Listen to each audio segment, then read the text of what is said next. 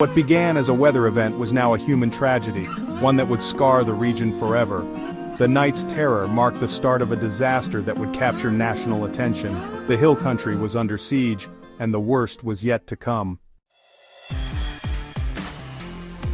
The Guadalupe River, usually a place of beauty, became a force of destruction.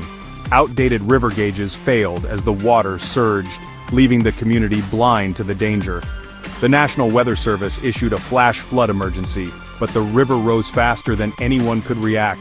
In less than 2 hours, the river swelled over 20 feet, 26 feet in just 45 minutes. Families in riverside cabins had no warning. The roar of water was their only alert. Homes, cars, and lives were swept away in the darkness. The failure of warning systems turned a natural disaster into a catastrophe. The river's fury exposed the deadly cost of neglected infrastructure. By dawn, the devastation was total.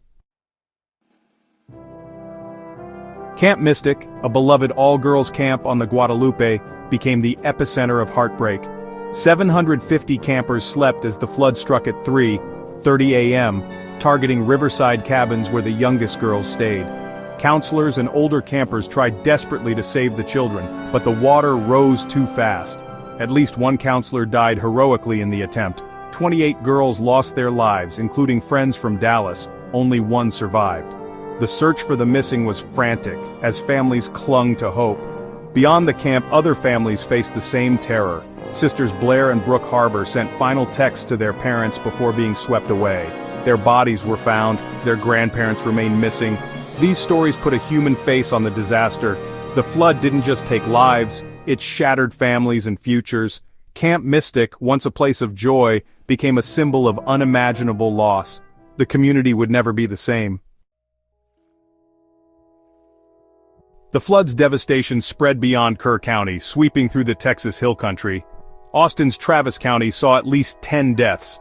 Other counties reported more. Statewide, the death toll reached 81, with 41 still missing. Over 400 first responders and the Coast Guard joined the search for survivors. Governor Abbott declared a state of disaster. President Trump issued a federal disaster declaration.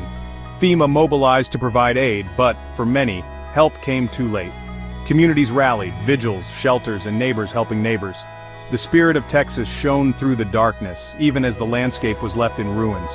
The floodwaters receded, but the grief and destruction remained. Recovery would be long, but the community's resolve was unbroken. In the aftermath, grief turned to anger and urgent questions. Outdated river gauges and a lack of real-time alerts had left the region vulnerable. Officials pledged reforms, new alert systems, upgraded technology, and better preparedness. But budget cuts threatened progress, and experts warned that climate change would bring more extreme events. The 2025 flood was not an anomaly, it was a warning. As the hill country rebuilds, the scars remain, both physical and emotional. The path forward demands investment, adaptation, and a commitment to never let this happen again. The memory of those lost is a solemn reminder: preparedness is not optional, it's essential.